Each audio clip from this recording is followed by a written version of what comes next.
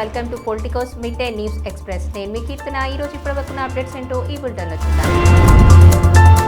Visakha metro కోసం general కన్సల్టెన్సీని నియమిస్తూ Amaravati metro rail corporation బీడ్లను ఆహ్వానించింది. దీనికి సంబంధించి ప్రీ బీడ్ సమావేశం నిర్వహించనున్నారు. అలాగే ప్రస్తుతం ఎల్ఐసి భవనంలో ఉన్న కార్యాలయాన్ని VMRDA భవనంలోకి మారుస్తున్నారు.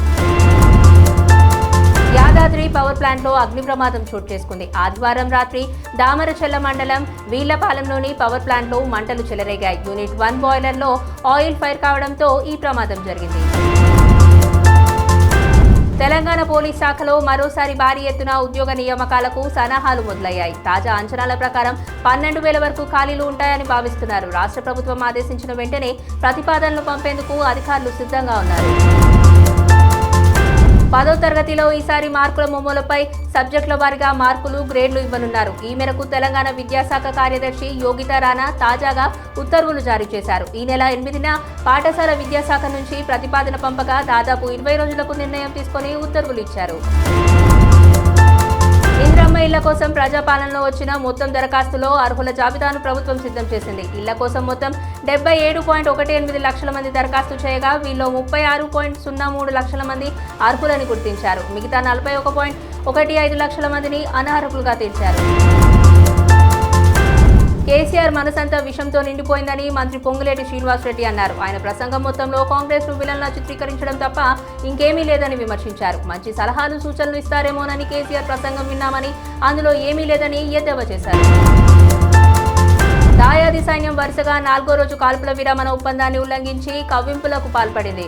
పూంచ్ సెక్టార్లోని నియంత్రణ రేఖ వెంబడి కాల్పులకు తెగబడింది. దీన్ని భారత సైన్యం సమర్థంగా తిప్పికొట్టింది. జమ్మూ కాశ్మీర్లోని పహల్గాంలో పర్యాటకులపై జరిగిన పాశవిక ఉగ్రదాడిపై తాజాగా దీనిపై అమెరికా విదేశాంగ శాఖ స్పందించింది. ఈ ఉద్రిక్తతలకు ఇరు దేశాలు బాధ్యతాయుతమైన పరిష్కారం తీసుకురావాలని అగ్రరాజ్యం సూచించింది. భారత్ పాక్ల మధ్య నెలకొన్న పరిణామాలను మేము నిశితంగా గమనిస్తున్నామని పేర్కొంది.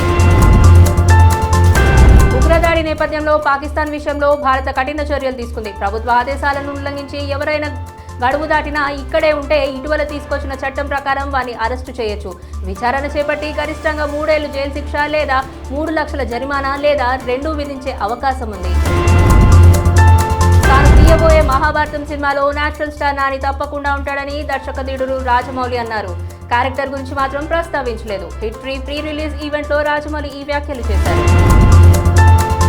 దేశీయ స్టాక్ మార్కెట్ సూచీలు సోమవారం లాభాల్లో ప్రారంభమయ్యాయి. సెన్సెక్స్ 282 పాయింట్ల లాభంతో 79,483 వద్ద ట్రేడ్ అవుతుండగా నిఫ్టీ 53 పాయింట్ల లాభంతో 24,092 వద్ద ఉన్నాయి. సెన్సెక్స్ 30 సూచీలో Reliance Industries, M&M, Sun Pharma, Axis Bank షేర్లు లాభాల్లో ట్రేడ్ అవుతున్నాయి. ఇవి ఇప్పటివరకు ఉన్న ఈ బులెటిన్ అప్డేట్స్. మరో బులెటిన్లో మళ్ళీ కలుద్దాం. అంతవరకు చూస్తూనే ఉండండి Politicos. This is Keerthana signing off. Please subscribe to the channel and download the Politicos app from the links in the description.